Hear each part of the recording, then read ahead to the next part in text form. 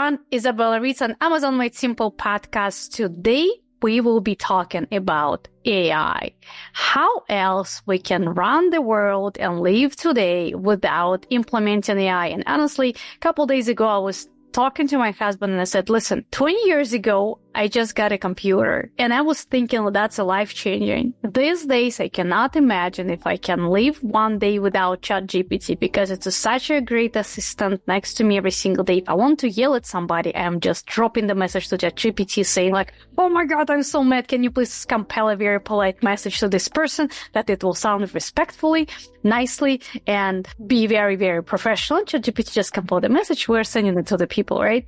So you can really express your emotions to ChatGPT and ChatGPT will be your best assistant, or you want to create some type of the pictures, so you're creating any type of the content, or you need ideas, or you need to analyze listing of your competitors, given that ChatGPT these days is scraping the information through the web, literally been released a couple of days ago. So now we have access to pretty much turn off our brain from all the routine work and just focus on something that is making us money and being more efficient. And today I have a very special guest that is a brain of AI industry, the brain of everything that is happening with AI. She runs your newsletter that is, I believe, being released 3 or 4 times a week. And she's putting so much important content that I am not able to keep up, but you guys should, because every single tool she puts out there really helpful in our day-to-day routine as Amazon seller. And it's just business founders, CEOs, and people that are creating business. So Jo Lambadjieva, welcome to the podcast. And she is also owner of the AI company, which is Amazing Wave. And she's helping people to create and implement AI and tailor AI to their business, to their needs, to their routine. Jo, welcome. Thank you so much. And thank you so much for the brilliant introduction. I really appreciate this. Thank you. Well, you deserve better. And that's the only little things I can do with this small interest. So please let us know, how did you get into the AI industry? And I'm not going to ask you why AI, because it's stupid, but how did you get into that, and how you progressed from the moment you started doing and learning something with AI and about AI to the day of today, and we are in November 2024. Oh gosh, it is November 2024, so it was exactly 2 years ago. So like a little backstory. So my background was very much digital marketing and e-commerce. I've been in the field for about 13 years, working, like wearing a variety of hats. So sort of my first, I guess, entrance in the e-commerce world was more standard D2C and retailer brands, where I was like looking after the strategy, looking over the overall performance marketing strategy across like channels like Google and Meta, which wasn't Meta at that time, etc. And then later on, I sort of niched down into Amazon. I set up an Amazon, like a vendor Amazon agency that was helping specifically vendors. And after that, I jumped into an aggregator. And for that aggregator, I was basically looking after all of their brands, building all of the processes, and managing the entire Amazon team, or the Amazon division, which was looking after all of these brands. So as you know, like that requires a lot of processes, a lot of kind of implementing smart ways to do things faster and better. And when in November 2022, ChatGPT came out, I started playing around with it, and I thought, okay, this is brilliant for my team. And so I started looking into how we can implement ChatGPT within our own processes. And at that point, I had a little aha moment, which is, okay, this is going to be hugely useful for, well, not just Amazon sellers, but just businesses in general. And that's when slowly but surely I started geeking out. I started trying to play around with ChatGPT for my team, for my own personal use cases, and then essentially reading everything I can find about how I can use it. So it's been 2 years now, and in a way, the why is, or how is I've just been absolutely fascinated by the technology. I just have never experienced working with anything so powerful and being able to automate so many aspects of different business areas. And I think the more I learn about it, the more I realize that there is so much more to learn and there is so much more to be experiment with. And it makes me hugely excited. I feel anxious sometimes when I'm like, oh my God, something else and something else and something else. And my excitement is like literally increasing heartbeat and I want to stop learning it all. And I'm like, no. Let's just calm down. It's okay. We're already ahead of the game because a lot of people are still scared of AI. And the moment they will realize that there is nothing they can do to stop it, that will be a little bit late. So what are your top 3 or top 5 things you're doing with AI daily is just yourself? And then 3 to 5 things you're doing with AI for your business. So it's interesting. So for my own personal self, like do you mean like from like, I guess in my personal life, use cases? Or is it personal life. Yeah. Day-to-day routine. Like, for example, I just got a horse. Like I actually got 2 horses and, I use Perplexity every single day because I realized as a foreigner, I'm pretty good at business language, at business English, and I can talk about pretty much anything when it comes to business. But when it comes to horses, I realized that I don't know English at all. And I started seeing so much new terminology that I could not even understand what I am talking about. And there's talking so many different things. So by the way, I got better for the past 2 weeks. But I was like, Perplexity, explain me what's this. Explain me what's this. And like yesterday I had a vet to my horse. And again, something came up and I'm like, okay, I need to learn how to do this.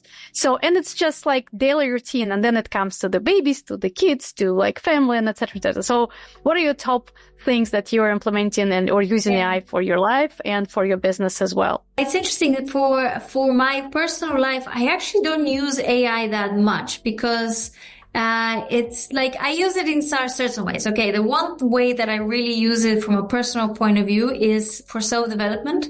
So, over the last 2 years, I obviously now I have my own brand and part of my brand is my own personal brand, right? So like me presenting myself and my knowledge.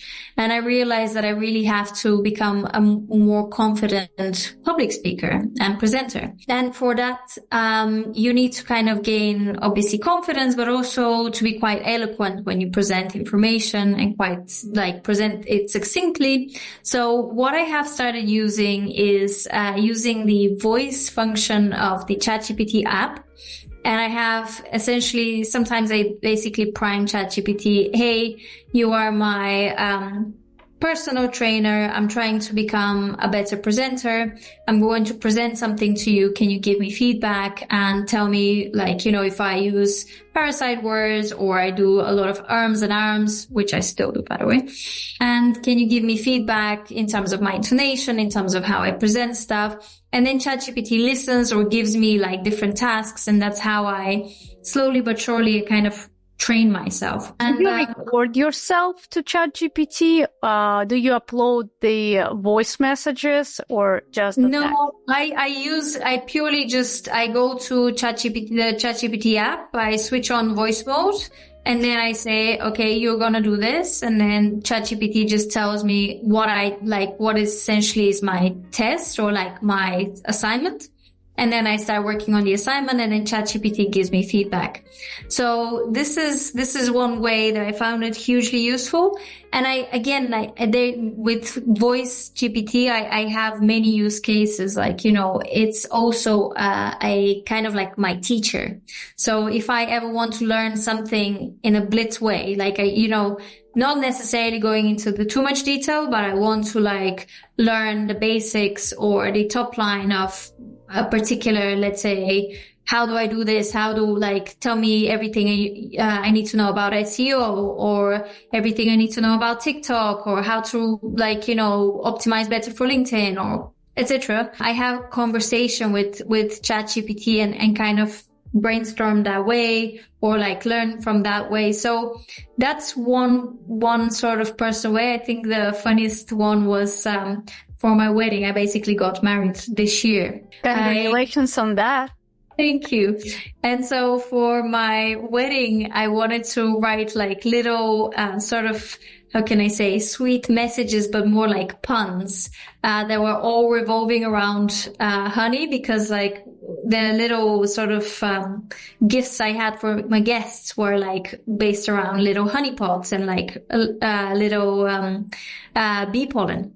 And I mean, I'm creative, but I am definitely not like a writer. So I came up with a few examples, and then I asked ChatGPT, can you give me like a few short puns around this sort of present? And then it gave me like loads, really, really sweet ones. So there you go. That's kind of like the funniest thing I have done with ChatGPT. To your point, I'll chime in quickly. When we have AI Academy, and we have people there, they're having birthdays or they achieved something, I'm asking ChatGPT to compile some type of their rhyme. And I am giving GPT, like today we had the birthday of one of our members, and like, this person is interested in paintings and she wants to launch her product on Amazon, which is this one. And she has this type of the family. That's her hobbies, blah, blah, blah, blah. So her history, I'm like, create like 4-paragraph rhyme, make sure it's positive, humorous, blah, blah, blah. And it's like, it takes a couple seconds and here we go. So it's personalized and it's great. I love what you did. Yeah, this is it. In terms of business case as well, it's like so much. So obviously, as you mentioned, like I run my newsletter, the AI for e-commerce. I publish that 3 times a week. And I've always been very open. So AI writes the newsletter in terms of the foundation. I edit the newsletter, but it is like a lot of the legwork is done actually by chatbots, by being able to train them very well in terms of the tone of voice and just generally how we structure the newsletter. But the actual writing, I'm not a writer, and I never intend to bring value through like the craft of my writing. I bring value through the information I curate and I find, and I bring a lot of like my analysis and my predictions and sort of like seeing many different trends over a long time in terms of AI, but I don't really care about whether like I can write or not. In the end, the value that I bring is about the information and the analysis. And so AI has enabled me to essentially do something which normally would have been impossible, which is publish a good information source 3 times a week, to do it now and to do it to a level which is, I think, very good quality and does the job for my readers. Aside from that, just I think AI has enabled me to upskill myself. Like, you know, I think the personal bit kind of blends here as well. It's like I am able to consume so much more information in such shorter amount of time because AI has this power of summarization and is also able to find you the right information much faster. So like what you said, like I use Perplexity. I like sweat by Perplexity. Now I'm starting to experiment a little bit with Search GPT, but the point is this kind of search engine is able to find information based off your own hypothesis, and then that hypothesis is then backed by data that is available widely. And so in terms of upskilling myself, in terms of figuring out whether what I think is right and it's like kind of proven by other sources, it's an incredible resource. And then just generally, there's so many useful little tools. Like the simplest thing is like just recording my meetings and like reading the transcripts and not having to ever make notes again. I mean, it's such a small thing, and if people don't use it, you should. But it's really basically made it so that I don't really need a PA or anything else. I just have an AI doing this for me and being ready for the next client. So yeah, it is extremely valuable, more than when you're using this Fireflies. Somebody's using Otter, somebody's using, I believe, Ritz, which is, I think, also part of the Zoom.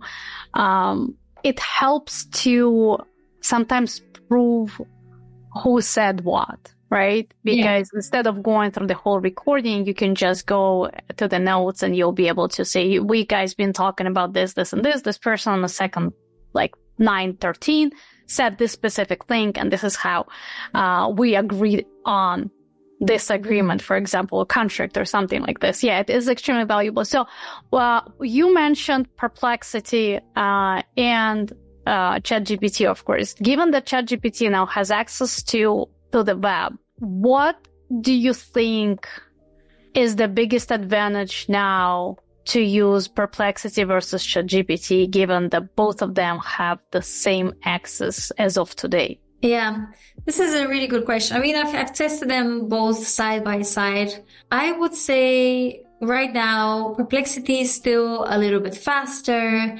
It provides... It's a matter of time.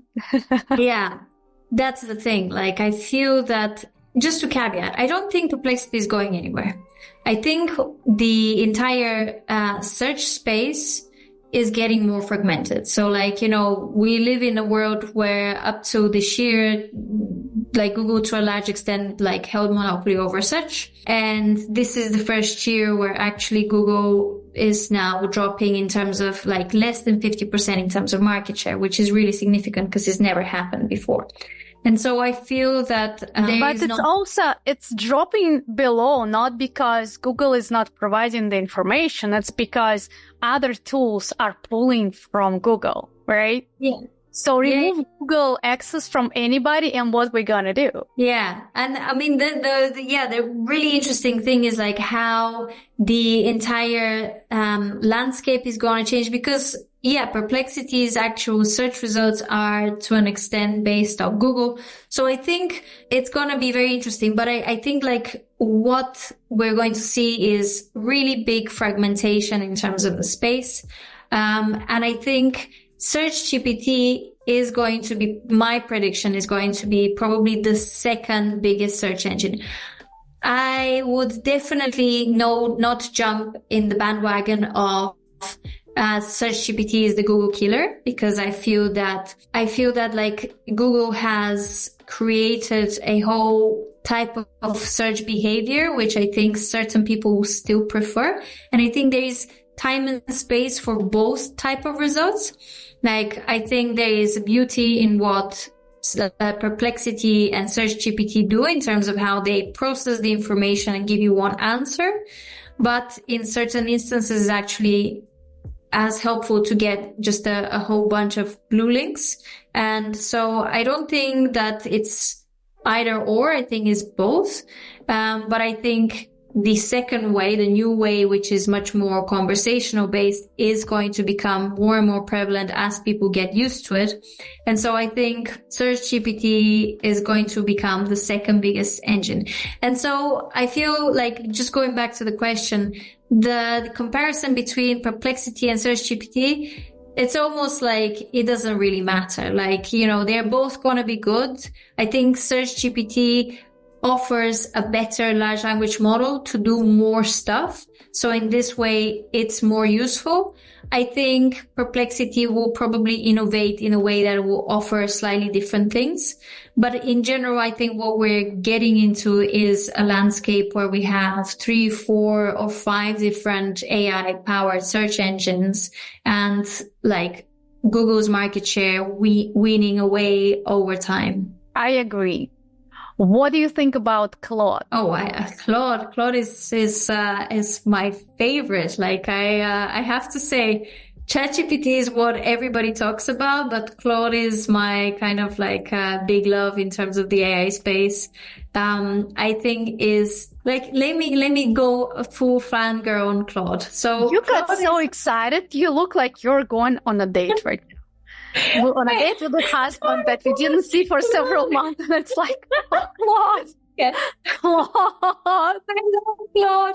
I love Claude, and Claude has deserved it, because it's just and look at your body language, Claude. Stop it, Izabella, you're making me shy. And very probably my husband is going to get jealous from AI. Like, he should not watch this. Listen, you're supposed to deal with this because you spend probably more time with AI than with your husband. Yeah, which yeah, is the reality of life. Yeah, I don't want to actually, like, this is probably a sad realization. We need to turn that off. But yeah. Anyway, Claude. Claude. So Claude is amazing because I feel like it's both in terms of how the company mission, which is to create a large language model, which is more human centric, for me, really resonates. I feel that just like if we look at a macro level, how OpenAI has been transforming itself from what was a non-for-profit organization, which was working for developing something for humanity. I feel like now it's kind of going into the dark side where it's turning into like for-profit profit machine. And you can see that more and more of the sort of the security measures to develop responsible AI are falling. In comparison, Anthropic, which is the parent company for Claude, has been putting that still as the foundation of how it develops these large language models, which I think for me is the right way to develop AI. And I think it's the right way for humanity to think about AI. So that's just on a macro level. From a very practical level, I think Claude is incredible from just understanding like semantics and understanding meaning of text. And of course, large language models in default are all about that. I mean, they're large language models. So they are trained extremely well to understand context and content. But Claude just goes one step further in terms of really understanding the semantic meaning and the relationship and like basically the parallel meaning of, let's say, two different phrases that may be quite far away in terms of like how they sound, but like the fact that they mean the same. And the easiest way to think about, to give an example, is when I, for example, analyze reviews for like an Amazon product with ChatGPT versus when I use Claude. Claude understands that two different phrases mean the same thing. And so it counts the frequency of that meaning once, while ChatGPT just counts the frequency of specific phrases. And although ChatGPT is still providing some sort of insight or answer, Claude is just miles ahead in terms of the insight it can provide. And same thing, I have tested it with many different use cases like text-based categorization. What I'm really excited right now about is, and just to say, like, it's a far superior chatbot to write anything of a human sounding text. So like, I'm perfectly open about it. When it comes to writing my newsletter, I use Claude because I think it just provides a far better sounding output. But now, actually, for the last 2 weeks, they rolled out advanced analytics, which was kind of the weak side of Claude, which I think, I'm still testing, but I'm very, very excited about. And what I think is really fantastic is the agentic side that they introduced last week. And I think that both excites me and scares me. I don't know. Have you seen the sort of the demos of that? No, I did not. Okay. At least not yet. So basically what Claude is able to do now is you give it a prompt of a task that you want it to execute, and it can, in essence, take over the control of your computer and go through the one that is learning how your mouse is working on a computer, and then it's simulating any other task that you're priming him to do. This one? No, it doesn't observe how your mouse is moving. You basically, just the easiest ways to say is Claude, I want you to find the weather forecast for San Francisco for the next 4 days and put it in an Excel spreadsheet. This is the prompt you give. Now, what Claude does is it knows that then it will take over your computer. It will open Firefox. It will search on Firefox. It will search on Google, weather San Francisco, and then it will open the relevant site. It will go through that relevant site, pull the data for the next few days, open Excel spreadsheet, and paste that data one by one. And it does that through, micro sort of screenshots. So it's kind of really smart. It basically works through screenshotting loads of these actions, reading the image, the information from the image, and then making that decision. Now it's not Claude working on a backend as the app, or it's the extension to the browser? So you kind of have to install like an additional, like a little additional piece of code and attach it with the API, but it's not complicated and anyone can do it right now. And you're attaching with API where? With the sort of like the developer, like the sort of the web extension that you install on your computer first. So technically we can API it with Chrome and it's gonna work. Well, I don't know. I haven't explored it with, I definitely know they work with Firefox.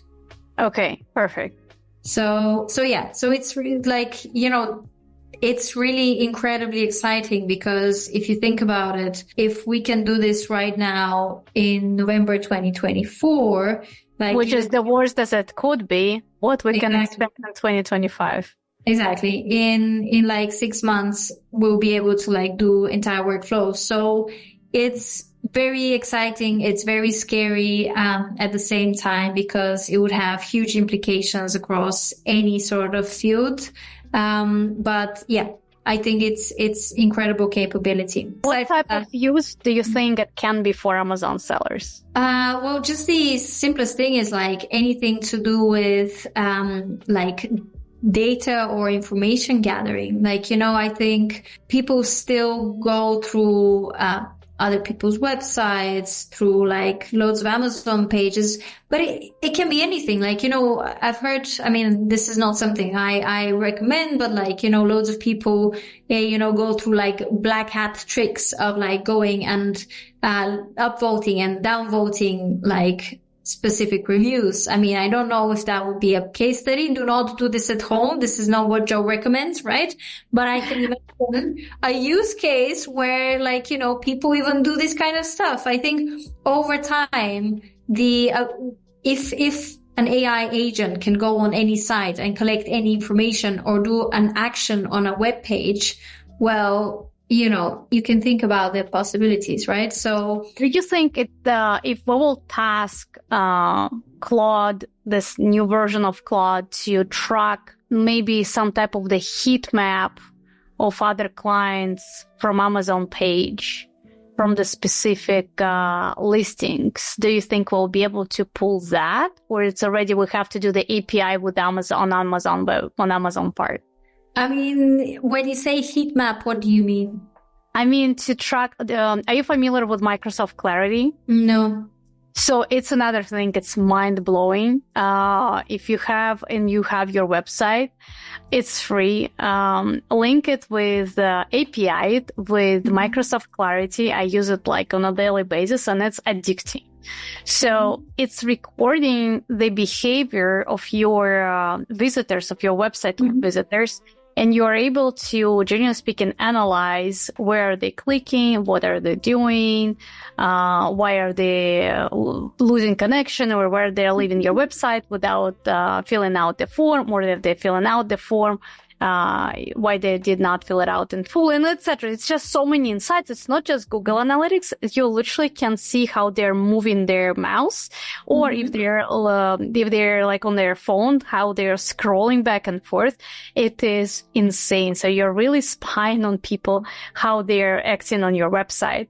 And what I was thinking, like maybe you can't do this because you still have to API something, but maybe you can at least record how the reviews are coming and how people are writing something and asking questions, priming Rufus asking questions on the listing page, something like this. I think it would be definitely possible to, like, for example, track any like listing changes on your competitors' listings, for example. Yeah. I think if you have an agent which can visit your competitor's page every single day and like track, okay, has there been any changes in the title, in the bullet points, in the images, in the pricing, whatever, that is definitely something that I think all these agents can do.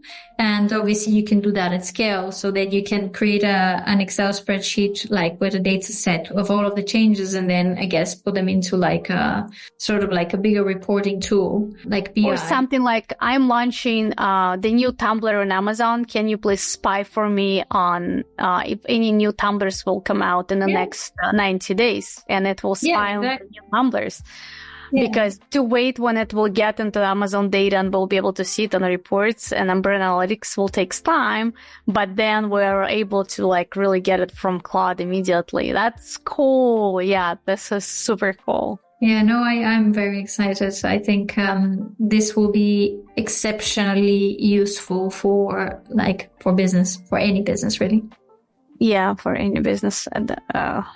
So when it comes to Claude, Perplexity, and GPT, we got the use.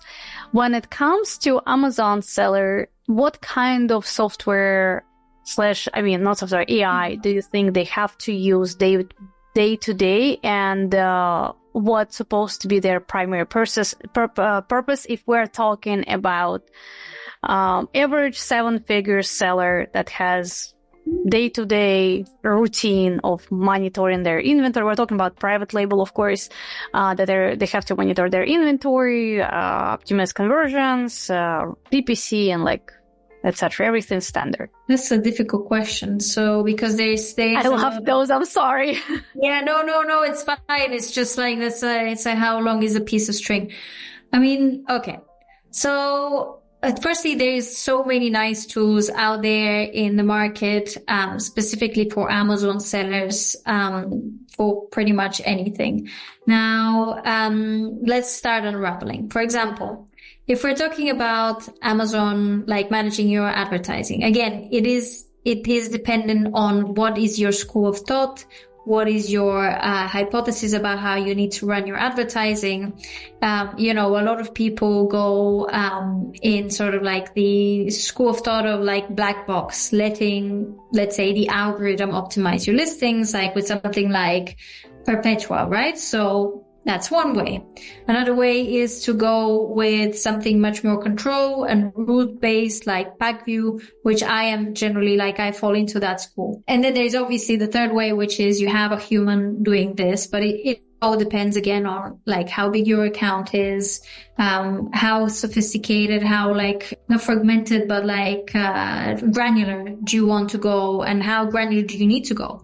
So it depends massively on seller by seller. What is your objective? How complex your niche is, and so forth and so on. From an AI point of view, I mean, all of these tools say that they do AI. I don't know how much the AI that we are talking about, which is Gen AI, they're incorporating. AI is obviously not a new concept. AI, all of these tools are probably having some sort of AI. It's just that it's not the Gen AI that we've been talking about, right? So, and then there is, on top of that, I think what's interesting, and I think sellers need to know about, is that Amazon is certainly going to start adopting more and more AI within the advertising platform itself. And so over time, my prediction is that a lot of the tools, and to an extent, the agencies might have less and less control, or they will need less and less control over the optimization decisions. So does that answer the advertising kind of bit? Yeah, absolutely. Okay. From a point of view, I will never come back to your podcast again with your hard and complicated questions. No. I mean, I love it's not a complicated question. It's just that it's a very long question, because there's a lot out there, right?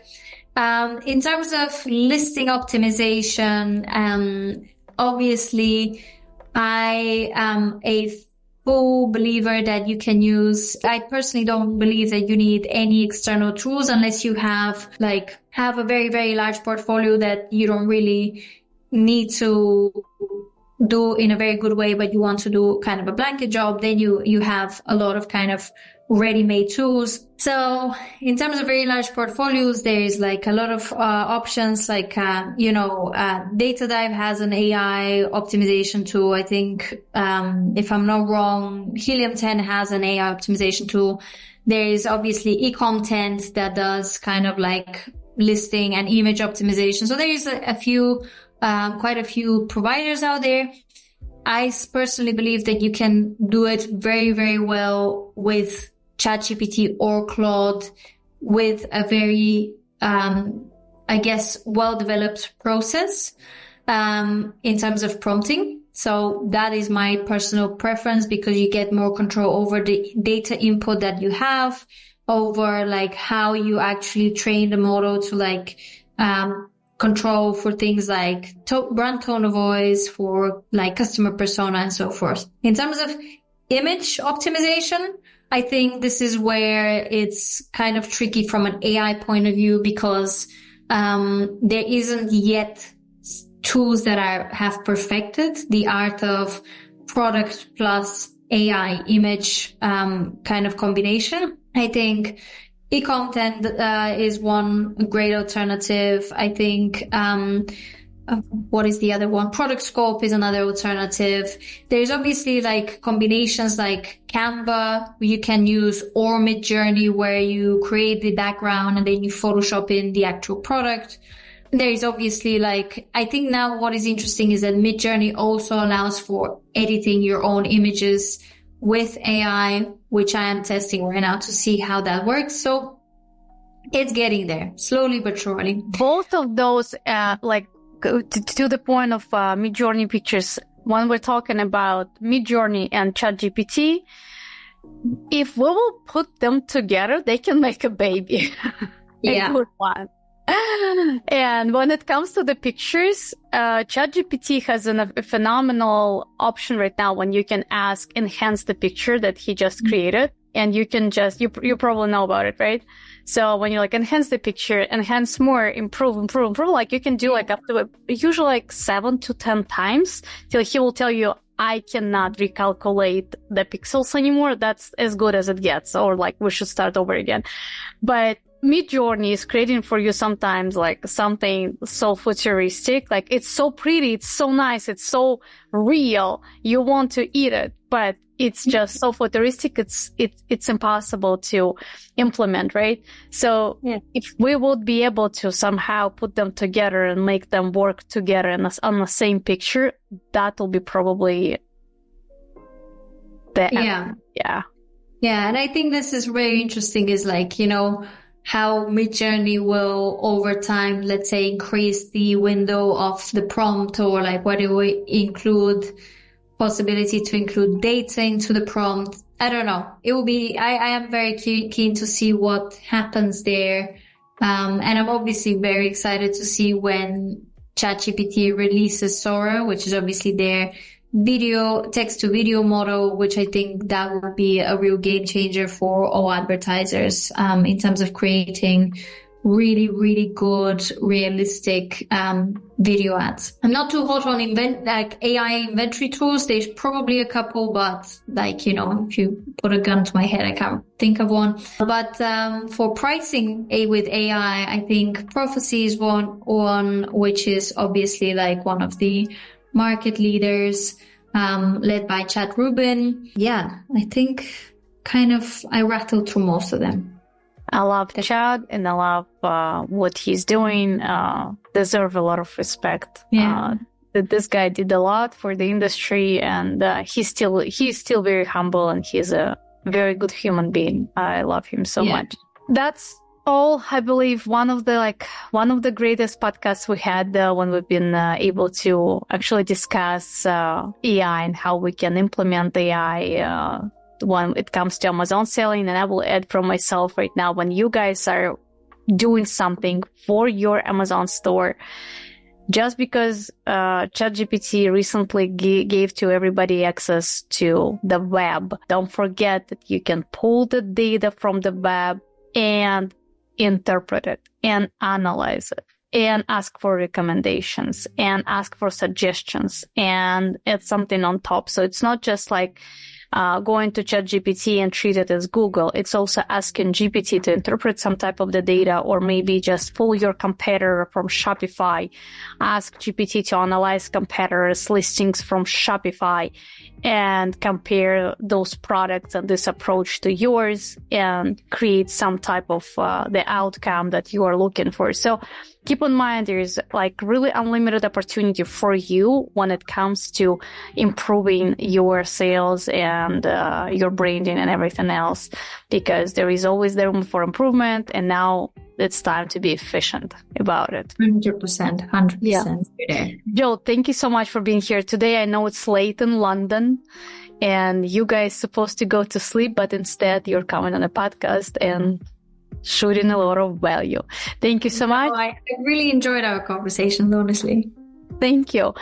And when it comes to the last question, when it comes to Amazing Wave, yes, what do you guys offer? Yes, so we offer essentially AI process redevelopment. So how we can take a normal process, whether it's an Amazon seller or an Amazon agency, and redevelop it to automate it with AI and make it faster and cheaper. And also training. So like, how can we get your entire team AI ready and using all of these different tools in the right way to make your team more efficient? So that's kind of in a nutshell. So generally speaking, if you have a team of designers and a team of copywriters, it's time to fire all of them. But first you have to work with Jo, so she'll be able to train all of them, and now you'll be able to fire everybody. No fire. Just making them like super users and basically not having to hire anymore. That's true. Well, generally speaking, I can tell you because of AI, we were able to become more efficient and have less people in a team, just because we are saving more time, and it's really working very well. Yeah. So again, thank you so much for being here today. And guys, we're dropping under this video or the podcast, the voice podcast, whatever you're listening and watching, links. So you're more than welcome to approach and reach out. Jo, she will be very happy to help you out. Her prices are very, very, very like on the low side. And it will cost you less than one person a month you're paying to. Jo, thanks again. I'll talk to you soon. Thank you so much, Izabella. Hello, everyone. Izabella Ritz and Amazon Made Simple. I want to make sure you're getting the biggest value as possible from my podcast and from every single video I put out there. Please make sure to subscribe to my newsletter that I am posting the link below this video, and you'll be always up to date with the product research, validation, and development. It's completely free, promotion free, pure value, forever and ever.